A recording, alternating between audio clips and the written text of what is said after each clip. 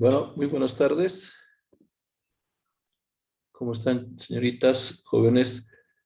Perdón, ¿se me escucha bien? Sí, Lisen, buenas tardes, se le escucha. Perfecto, muchas gracias.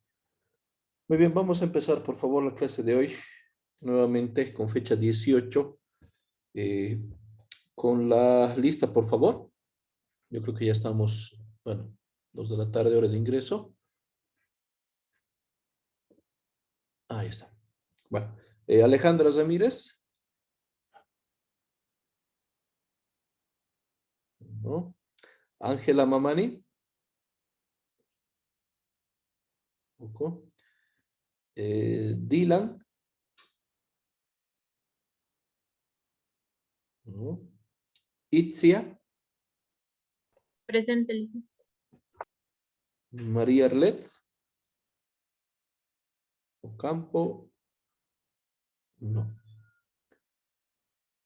María Zené Cardona. Presente, Lice. Melissa Fernández. No. Mireya Peredo. Mireya tampoco. Nayeli Guaita. Presente, Lice.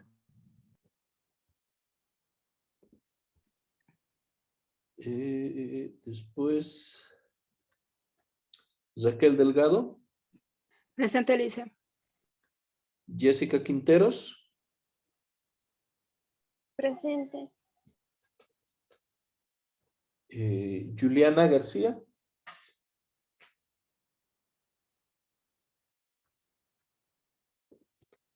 ¿No? Teníamos, perdón, a Gisela Borda Presente, Lice. y Brian Águila.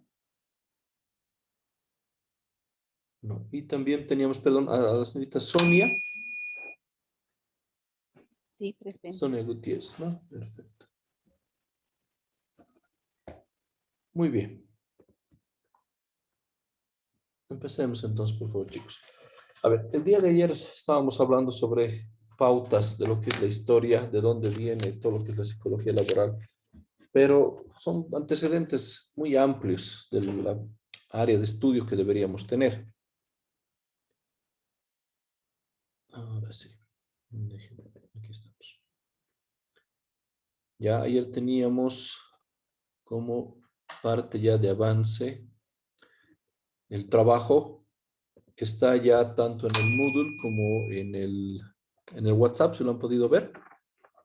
Ya es, como les dije, un texto de análisis en realidad sobre la parte sociológica, ¿no? Es una mirada sociológica a lo que es el trabajo, empleo y el puesto de trabajo. No como una diferenciación, sino como el rol que deberíamos cubrir socialmente esto, ¿no? Estamos hablando, chicos, de que los aspectos de la psicología realmente involucran mucho en el trabajo. A veces pensamos que solo es un criterio de que el psicólogo en la empresa se va a dedicar solo a esto, ¿no? La parte de recursos humanos o la parte de pagos, etc. Entonces tenemos que tomar ese análisis de esa relación como individuo en este ámbito laboral. Estábamos hablando ayer de la parte fenomenológica, decíamos, de la teoría X, Y, Z, pero todo nos conllevaba al aspecto de yo como individuo, yo como equipo y yo socialmente dentro del trabajo, ¿no? Evidentemente el ser humano tiene una relación intrínseca con él mismo. Somos su gente o individuos o seres humanos netamente sociales. Requerimos de este punto, ¿no? No vamos a conocer a nadie que no logre, voy a decir, nada o no avance si no comprendes realmente la importancia que es de que yo dé un aporte, por ejemplo, a una organización, a la sociedad, a un grupo de amigos, etcétera, para que todos ganemos algo. ¿Sí? Ahora bien, la concepción como ser humano, como pueden ver, hay un punto de vista realista, lo que decía Porter, que el ser humano es obviamente proactivo y no reactivo, como les decía. Generalmente tenemos que trabajar o nos colaboramos, nos ayudamos. El ser humano tiene parte de esa naturaleza. El ser proactivo, el colaborar, el trabajar en unidad. Es parte de la naturaleza y obviamente está en los genes del ser humano cómo vamos a aportar o desarrollar aquello. Ente social, ¿no? El ser humano necesita, como decíamos, pertenecer a un grupo, a un equipo, a una relación social constante. Existen múltiples necesidades, obviamente, del ser humano. Como lo van a poder ir averiguando, vamos a poder ver más adelante la pirámide de necesidades de Maslow, que tal vez lo han visto en algún momento, pero lo utilizamos mucho en lo que es desarrollo organizacional para hacer comprender o concientizar en realidad a que el ser humano, todos los anhelos van desde una base, ¿no? Según Maslow decía que el punto más alto de esta pirámide de necesidades está explicado por lo que es la autocomplacencia o en las metas, ¿no?, personales que uno pueda llegar. Entonces, la motivación en la parte laboral conlleva mucho esto, la automotivación. Es más que necesario, ¿no? Una persona con inteligencia emocional y con unas competencias blandas correctas en cualquier empresa va a aprender a automotivarse, va a aprender a adecuarse a cualquier reto, ¿no?, o cualquier grupo. Entonces, Maslow mencionaba que hay muchas necesidades, pero la necesidad o prioridad, digamos, mía no es la misma que de mi compañero. Entre ustedes mismos también tienen metas diferentes, ¿no? Áreas que quieren experimentar, trabajos que quieren realizar, o por qué están estudiando esta carrera, van a tener concepciones diferentes. Entonces, tenemos que estar conscientes de cómo punto social una empresa también va a reunir una gran cantidad de personas con distintas necesidades. El ser humano obviamente es perceptivo y evaluativo. No necesitas decir sí a todo, lo voy a decir. En el tiempo de experiencia que yo tengo en recursos humanos, las personas que no participan, ¿no?, te da la impresión de que no les interesa lo que están haciendo, ¿no? Lo que nosotros primero vemos en un equipo de trabajo es eso. Cuando la poca participación, el poco interés de las personas son las que menos van a aportar, las que te complican en realidad más el trabajo, ¿no? No quiere decir que todos tengan iniciativa, pero por lo menos sí tengan una variable que es esto, el percibir algo, evaluar y actuar, o por lo menos comunicar, ¿no? Cuando una persona llega a un ciclo de vida laboral, lo voy a decir, porque generalmente pasas varias etapas, y en una de ellas está incluido lo que es el desarrollo de la persona dentro de la empresa, el aporte que va a dar esta persona en la empresa. Cuando no eres escuchado en la organización, en el grupo, en el equipo de trabajo, y les ha debido pasar, ¿no? Quieres hacer algo, te reúnes en un equipo de 3, de 4 personas para presentar un proyecto, digamos, pero tu idea no es bien recibida. Generalmente el actuar del ser humano, ¿qué es? ¿No? Contenerse, ya no ayudar, ya no participar, porque nos autocuidamos. Decimos, ¿para qué voy a ayudar? ¿Para qué voy a aportar si no me lo toman en cuenta? Si no me hacen caso, si no valoran mis ideas. Entonces, esta automotivación tiene que ser evaluada también. Hay que autoevaluarnos constantemente sobre cómo vamos a actuar. Y realmente esa madurez emocional nos falta mucho a todos, ¿no? Porque tendríamos que dedicarnos en teoría al crecimiento propio antes que el resto, ¿no? Hay un dicho que hablaban que ¿cuándo vas a crecer? Cuando dejes de esperar algo de los demás, ¿no? No podemos estar todos, como les digo, en el mismo círculo. Eso es una limitante. Entonces hay que percibir los aspectos, hay que evaluarlos y saber tomar una acción en relación a aquello dentro de la organización. Es lo que dice Porter, ¿no? Como concepción de ser humano. El ser humano también es pensador y decisor, ¿no? Va a tomar distintas evidencias, va a analizar las mismas y va a decidir. No solo sobre el trabajo, sobre la pertenencia en el mismo, como les decía hace tiempo, de acuerdo al clima, sobre a quién van a seguir, es un punto importante, por ejemplo, cuando hay que liderar. Esa diferencia que les decía entre jefe y líder es muy marcada en la organización. Entonces yo como colaborador, como obrero, lo que sea. Y aquí, ¿cómo voy a decidir? ¿Me voy a dejar influenciar, que es el rol que debería tener el líder? ¿O voy a dejar que me instruyan o me manden algo que es la razón que tiene el jefe o la acción que tiene el jefe? Entonces, también hay que tomar en cuenta que es la capacidad limitada de respuesta. Quiero decir, puedes tener un interés amplio por trabajar, por dar un lugar, pero esa capacidad de respuesta también se va limitando a lo más básico. Y existe lo que hablamos a veces en recursos humanos, la ley del mínimo esfuerzo, en la que un ser humano llegue a ese punto. Pero la organización tiene que pensar qué ha pasado para llegar a ese punto. Nadie contrata a alguien que va a dar lo mínimo, ¿no? Entonces, esa capacidad de comprender, de limitar, está dentro del ser humano. Furham decía que ser esencialmente variable y cambiante. Tenemos que ir adaptándonos, creciendo y desarrollando en realidad con la organización. El ser humano tiene esta capacidad por miles de años y cada parte de la historia el ser humano también se ha ido adaptando a los mismos hasta actualmente, ¿no? La alta tecnología que tenemos. Todo lo que existe ha sido creado en la mente de alguien, ¿no? Ha sido desarrollado por la iniciativa o el trabajo de alguien.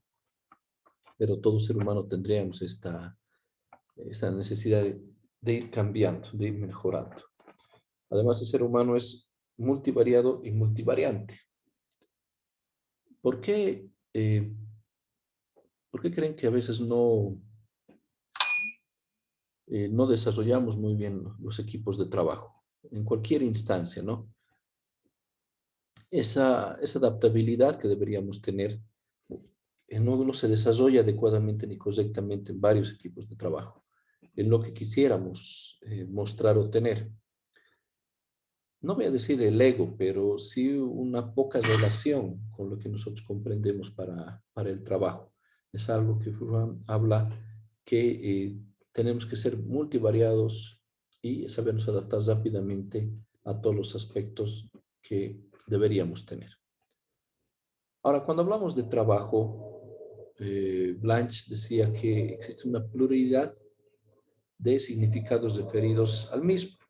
Podemos decir que es un tipo específico de actividad humana, trabajo, es la construcción social del sentido y el valor de la actividad, ¿no?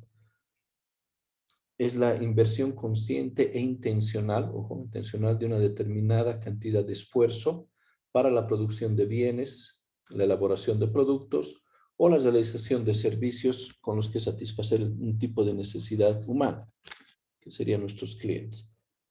Entonces, de una manera muy, muy práctica, digamos, simplemente nos dice que es un esfuerzo que vamos a requerir también un premio, ¿no? Una remuneración. En teoría, lo que siempre hablamos en recursos humanos es que el empleo o el trabajo, perdón, ¿qué es? Es el tiempo que tú das por una cantidad de dinero, que es tu sueldo. Pero en ese tiempo, ¿qué otorgas? Otorgas tus habilidades, tus conocimientos, tu experiencia, vendes en ese tiempo que estás otorgando, ¿no? Que es lo mismo que dice Blanche, ¿no? Que es una actividad intencional, que somos conscientes de las mismas. Por eso existe ese desarrollo que deberíamos tener para con una institución o un trabajo. Algunas definiciones a través rápidamente, por favor, de la historia sobre el concepto de trabajo, es que proviene de tripialum, que quiere decir castigo, en lo que es judeo-cristiano. Entonces, trabajo ya estaba denominado como castigo. Obviamente esto era propio de los esclavos, como dice en Egipto y en Grecia, que Slong era la creación intelectual, que era la clase dominante, ¿no? Los que ordenaban, los que mandaban, y Banausi era el trabajo manual, la clase artesana. Si quieres, lo denominan la clase obrera por mucho tiempo, ¿no? En lo que era la segunda ola que decían, que era el trabajo, la época, en realidad, postindustrial, ¿no? O sea, tenías ese denominativo. Y los ponos era el trabajo penoso, siervos y esclavos.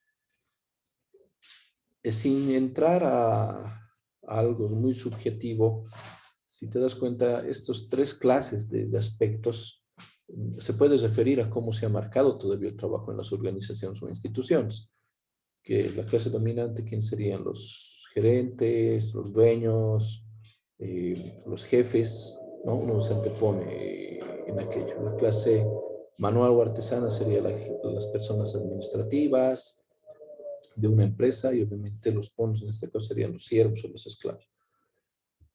¿Me entienden? Es una analogía tal vez no muy correcta o adecuada, lo voy a decir, pero se maneja bajo esa misma estructura todavía una empresa o esa necesidad que hay de mantener un equilibrio desde los mandos altos, medios y operativos, que es como se desarrolla, ¿no? Y ahí es donde ha cambiado esta parte de la clase de esclavos a simplemente entregar tu tiempo por un sueldo, que les decía. Arendt distingue entre dos cosas. Uno que es la labor, que es la subsistencia, y para ella el trabajo en realidad es creación. Entonces la labor puede estar identificada como un trabajo, una acción mínima, ¿no? Para sustentarte.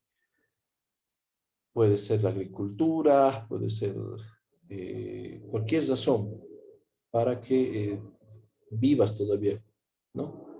Te alimentes o tengas los aspectos necesarios de subsistencia.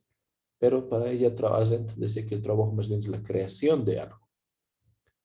Por eso se ha evaluado mucho, como les decía, en la segunda ola o la era postindustrial, que el trabajo estaba relacionado con esto. Más horas de trabajo, pero una mano de obra totalmente con obreros que creaban maquinarias, ferrocarriles, acero, etc. Pero lo que nos interesa es ver el significado social, también que tenemos que ir encontrando esto.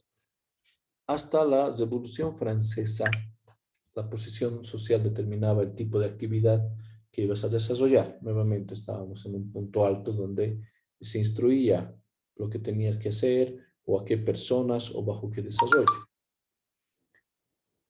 Acá también el individuo depende de las instituciones para alcanzar, como decían ellos, la salvación o el pertenecer a algo o a este grupo que iba a salvarte, por decirlo así, o que iban a estar en un estrato social mucho más amplio, mucho más alto, ¿no? Desde este momento, con los desarrollos de la ética protestante, la primera revolución industrial, el nacimiento del Estado moderno y la moral capitalista, el trabajo determina actualmente, como les decía, la posición social. El individuo tiene que asumir la responsabilidad, obviamente, bajo este sistema o bajo este modelo, lo que es la salvación, es decir, su desarrollo, su alcance de metas, cómo cada uno va a considerar en realidad, ¿no? Se ha generado un poco más de libertad para tomar supuestamente ciertas decisiones. En esto sí es relativo, ¿no? No tenemos evidentemente todos la misma oportunidad, aunque nosotros como psicólogos deberíamos siempre fomentar que todas las personas se desarrollen, digamos, bajo cualquier aspecto. Pero, como les digo, las reglas un poco de las organizaciones se limitan a aquello, ¿no? A quién aporta más a la organización, cómo se desarrolla mejor en la organización, para que pueda crecer como individuo o como parte de esta posición social dentro del trabajo.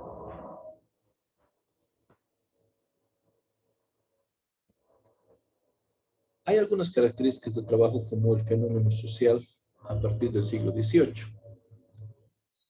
Lo que era la entromización de la cultura, ¿no? Como sistema de trabajo, un actor estructurante del sistema social y estructurador del sentido común, ¿no? Entonces, como sociedad ya te ponían y actualmente lo hacemos. ¿Por qué creen que los papás siempre desean que nosotros como hijos tomemos una carrera? A veces nos lanzan o nos acercan, digamos, a una carrera que tenga que ver con lo que ellos han estudiado o lo que ocurre siempre, o la mayoría de las veces, perdón, que estudies lo que ellos hubieran querido estudiar, ¿no? En la estructura social, como está denominada, existe este aspecto, ¿no? De que si no tienes una buena carrera, no vas a vivir. Si no tienes un trabajo, no te vas a mantener. Todos estos preconceptos sociales están bien marcados, ¿no? Como etiquetas para cada persona. Generalmente las intentamos cumplir pero a veces solo por la presión social y no por el deseo personal o particular. Uno de los puntos, el principal subsistema social, obviamente después de la familia, como les decía, ¿no? Tienes que tener o ser parte de una familia. Antes era mucho más estricto, ¿no? Que te cases a cierta edad y ciertas sociedades también tenían un límite de edad para casarte, ¿no? 15, 18, 20 años, depende de la sociedad a la que uno pertenecía, porque después de esto también ya no eras visto, eh, o los roles que teníamos que cumplir como sociedad. Tu rol de padre, ¿no? De ser alguien que mantiene a la familia, de proveedor, etcétera. El rol de la mujer también. Años atrás estaban subsistemas bien marcados, ¿no? Pero no deja de ser el trabajo todavía parte de un subsistema que socialmente tenemos que cumplir. Ahora, el trabajo también determina los ciclos vitales y limita las interacciones sociales. Estamos hablando de la edad con la que vas a empezar, el desarrollo que vas a tener dentro de una misma empresa o los alcances que quisieras tomar dentro de la misma, ¿no? Y limita, nos dice, estas interacciones sociales porque te subregas generalmente a un solo grupo, a un solo espacio. Anteayer hablábamos de eso, ¿no? De que hay subgrupos en todo lugar y el trabajo no es diferente. Tienes un grupo dentro, un grupo que es netamente tu grupo laboral, además de cumplir todos los roles que vas a hacer. Pero estás dentro de un aspecto en lo que das, aunque no crean, mucho tiempo de tu vida, ¿no? Y depende de la razón o la motivación que vas a tener. A veces más personas, lo voy a decir, dan mucho más para el trabajo, dan mucho más de su tiempo, más de estos ciclos de vida. Se casan mayores, no tienen hijos, aunque no crean en algunos aspectos el estrés por el alcance del éxito laboral, como lo denominamos, conlleva muchas cosas, ¿no? Existe una dudosa tendencia hacia los valores postmaterialistas, es decir, la centralidad sigue teniendo un valor instrumental, el yo mismo, ¿no? Que yo alcance los puntos, o sea, todo gira en realidad todavía al ego de una persona. En este sentido puede ser yo como aporto al trabajo o ese ego que va a tener mi compañero de trabajo. Entonces puede ser que existe ese choque. Aún así, en una estructura laboral vamos a querer imponer lo que nos dice esto, tu criterio, tu valor sobre el resto de tus compañeros o el cómo vas a hacer las cosas. Sigue siendo una pauta. Aquí rápidamente, chicos, van a poder ver las diferentes edades de la historia o cómo hemos ido, si quieren, conceptualizando lo mismo, ¿no? En la prehistoria, como dice, no se distinguía el trabajo. Los hombres se agrupaban, como les decía, para cazar, recolectar, pescar para su subsistencia. Se repartían las tareas, ¿no? Ya existía una labor bien marcada, pero se basaba en la subsistencia. No tenías una estructura, nada. En la Edad Antigua se formaron jerarquías y llevaron al gobierno de reyes, o la monarquía que se denominaba, y el trabajo manual los realizaban, como decíamos, los esclavos, quienes dependían completamente de sus dueños, qué hacer y todo, ¿no? En la Edad Media ya existían los siervos, quienes hacían el trabajo campesino y sus dueños o los señores feudales, quienes les daban tierras para desarrollar las mismas o para plantar y autosustentarte, ¿no? Quienes eran dueños absolutos de todo, de la tierra, de su trabajo y lo que producían también. En la edad moderna ya hablamos de que la edad continúa hasta esta edad. Ya en la revolución industrial, la economía basada en el trabajo manual ha sido reemplazada por la industria de la manufactura. Los trabajadores eran libres y se les nombró obreros quienes necesitaban un trabajo para sobrevivir. Esta época de la revolución industrial se ha marcado, yo creo, un ámbito muy, muy grande. Aunque existía una idea de sociedad, ustedes recuerdan, ya han debido leer que muchos de los aspectos o de los logros prácticamente sindicales, lo voy a decir, conllevaban a un gran sacrificio en esta parte de la revolución industrial, ¿no? El hecho que el 1 de mayo, que se recuerda el Día del Trabajo, ha sido la quema y la matanza en Estados Unidos de una gran cantidad de obreros, el Día de la Mujer Internacional, que se ha cumplido recién también en marzo, con el derecho al voto y el trabajo igualitario, igual ha sido, lo vamos a decir, de una sanción muy fuerte, con vidas que les ha costado a las mujeres. Esta revolución industrial conllevaba varios aspectos, varios cambios, y lo laboral o la industria no ha sido parte o a un lado de aquello, ¿no?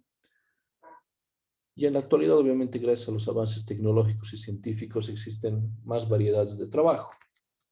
Y también hay que tomar en cuenta que han nacido o se han creado más necesidades también del ser humano, ¿no? Estamos pasando una clase por Zoom, a distancia, con seguridad de la pandemia. Entonces, ¿quién ha desarrollado o se ha dado cuenta de esta necesidad que va a tener el ser humano en poco tiempo, ¿no?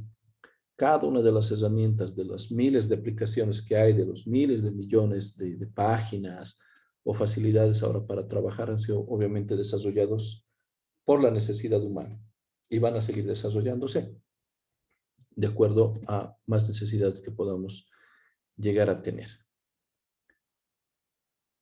Cuando hablamos de trabajo, hay un significado empírico que se definiría como primero la centralidad. El trabajo forma parte del autoconcepto del individuo, ¿no? Del rol que tú vas a tener en la sociedad. ¿Qué es lo que yo hago, no? Como les decía, ahora puedes definir o puedes decidir incluso qué carrera tomar o qué rumbo hacer. Lamentablemente nos equivocamos a veces en ese punto, ¿no? Como les decía, de que te dejas influir a cierta edad, que es cuando eres joven, adolescente, pero realmente qué trabajo te gustaría hacer. Nos identificamos con ese trabajo, nos gusta hacer lo que estamos haciendo, teníamos esa vocación para hacerlo, ¿no? El trabajo forma parte, por eso, del autoconcepto del individuo, nos dice. Existe la creencia normativa sobre el valor del trabajo en la vida, además del sueldo, que obviamente es como os decía, es un motivador paulatino, que mientras más ganas, más te sientes satisfecho de tu trabajo. Pero ¿qué pasa con otra satisfacción? Sobre el valor que tú le das. O te sientes satisfecho en tu vida sobre lo que estás haciendo, lo que estás aportando o estás ayudando a otras personas. Depende mucho también del proceso de socialización, ¿no? El tipo de trabajo o rol que tú cumples dentro de la sociedad y cómo se ve esto por otras personas. El estado de identificación psicológica opuesto a la alineación. El poder ser tú, ¿no? Durante distintos rasgos o aspectos que deberíamos tomar en cuenta.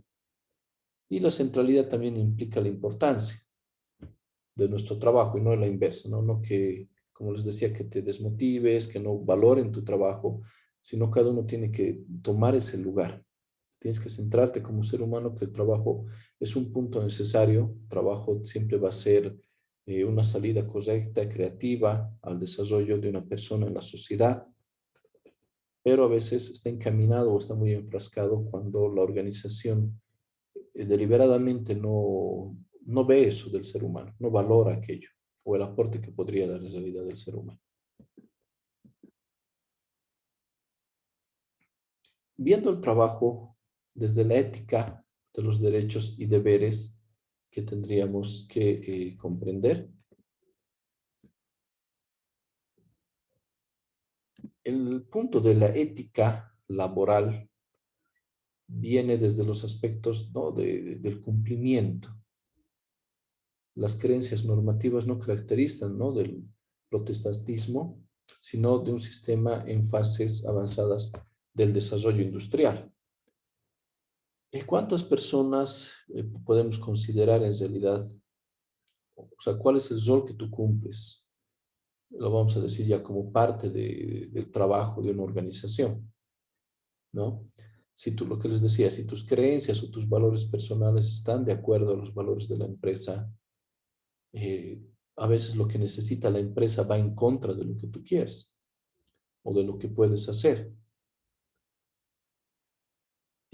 ¿Cómo conllevas aquello, no? ¿Cómo es lo difícil de tomar en cuenta la relación que deberías tener con tus valores sobre lo que necesita la empresa? Habla aquí por eso mucho de lo que es el desarrollo industrial, porque, como les decía, en la época de la revolución industrial ha sido un punto muy amplio en los que no se trataba de despedir gente, has matado gente para cumplir las necesidades de este punto de desarrollo industrial. Tal vez por eso socialmente ven a las empresas como malas, ¿no? Como un ente que se aprovecha de la necesidad de las personas, como un ente que el empresario se hace rico a costa del sacrificio de los otros, etcétera, etcétera. No siempre va a haber dos aspectos que hay que considerar. La visión también desde el área empresarial, ¿no? Pero el rol que tú cumples o la ética de trabajo que deberías tomar siempre está ligado, por eso, netamente a los valores personales, nos dice esto. Aunque la relación del trabajo de la empresa te va a exigir otro tipo de aspectos y otro tipo de necesidades. Cuando hablamos rápidamente del significado empírico del trabajo, hablamos de la erótica del trabajo, denominada así, son los motivos laborales, es decir, las expectativas generales y específicas. ¿Qué expectativas generales o específicas uno va a tener en realidad con el trabajo, con los aspectos que tú tienes? Lo que hace que un trabajo nosotros lo percibamos como bueno o malo, tendría que basarse, nos dice, en lo que son las relaciones sociales, que tengas un buen ambiente de trabajo, que tengas una cantidad de personas que consideres compañeros manejados bajo esa ética que estábamos hablando, ¿no? Para ti un punto de ética puede ser el respeto, de una comunicación clara. Para otra persona puede ser este aspecto de relaciones sociales o éticas, ¿no? Como que les saludes primero o quieran tener la razón con un aporte singular, etcétera, ¿no? Las relaciones sociales es un punto clave en realidad donde todas las empresas hacen un esfuerzo para que exista y debe existir un buen ambiente donde pases mucho tiempo prácticamente. Lo que hace un buen trabajo también sería el ingreso, los ingresos y salarios, cuánto percibes por ese tiempo que tú das a la empresa para alcanzar los objetivos más amplios, obviamente. Las metas expresivas, que están denominadas sobre lo que tú quieres hacer o el rol que vas a cumplir dentro de su organización. Y también las metas económicas y de confort. ¿Qué es lo que alguna vez un amigo me decía? Que cómo mides el éxito de la persona. Para una cantidad de la sociedad se ve de una forma y de otra. A ver, si les voy a preguntar ahorita esa pauta, muy rápido, por favor. Digamos a Nayeli. ¿Tú cómo medirías el éxito? Eh, ¿Cómo me diría? No sabría decirle, Lisa. ¿Ya? O sea, ¿qué crees que sería el éxito según tú? No hay problema, cualquier respuesta. Haber logrado todo lo que esa persona tenía como meta. Pienso que ese Perfecto. sería su éxito. Muy bien, excelente, muy bien. Jessica,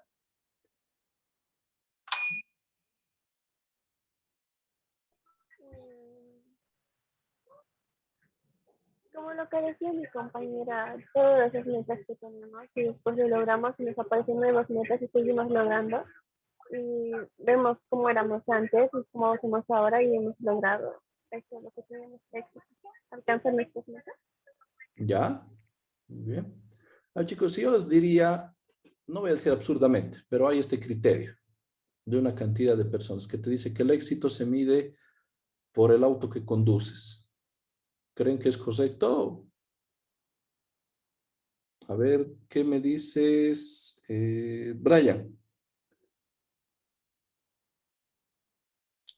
Buenas tardes, Lice. ¿Podrías repetir la pregunta, por favor? Sí, ¿qué piensas de ese concepto que dicen que se mide el éxito por el auto que conduces o el trabajo que tienes, digamos? Yo pienso que los logros y las cuestiones de metas debe ser uno mismo. ¿Por qué? Porque pienso que los logros y las metas que uno se hace debe empezar de cero, planeando las distintas formas de escalar, los retos, las desviaciones y las pausas que pueda haber en una meta a llegar. Si se trata, digamos, vino a las circunstancias de manejar un auto, yo pienso que debe ser primero verificar cómo se podía conducir para llegar a una meta adecuada, a un inicio o final. Ya, perfecto. No sé bien, chicos, que a veces este tipo de aseveraciones que yo digo, ¿no? Que se mide el éxito por esto, va a haber otro grupo de gente que te diga, no, se mide por la felicidad, por la cantidad de tu familia, etcétera, ¿no? Cuando perteneces a lo que decimos un grupo, vas a encontrar una variación de ideas. Yo lo que les sugiero siempre para poder trabajar en esta área de recursos humanos es generar como una competencia, voy a decir, una empatía muy amplia. Poder entender, poder ser tolerante con las ideas que a veces van a ser diferentes, ¿no? Porque vamos a trabajar con mucha gente, muchos casos, muchas cosas difíciles y parte de nuestras competencias blandas tienen que ser estas, ¿no? Va a haber gente que va a decir cosas tal vez incoherentes para ti y ahí es donde empieza a chocar lo que les decía, tus valores personales o la percepción que tienes sobre el trabajo o la vida con los de otras personas. Es un margen muy amplio, ya que vamos a seguir viendo. Chicos, lo voy a parar un minutito, ya estamos a 2 minutos. Ayer no lo pude guardar, entonces les vuelvo a enviar el link, por favor, de ingreso en unos minutitos para continuar con la clase. Sí, gracias.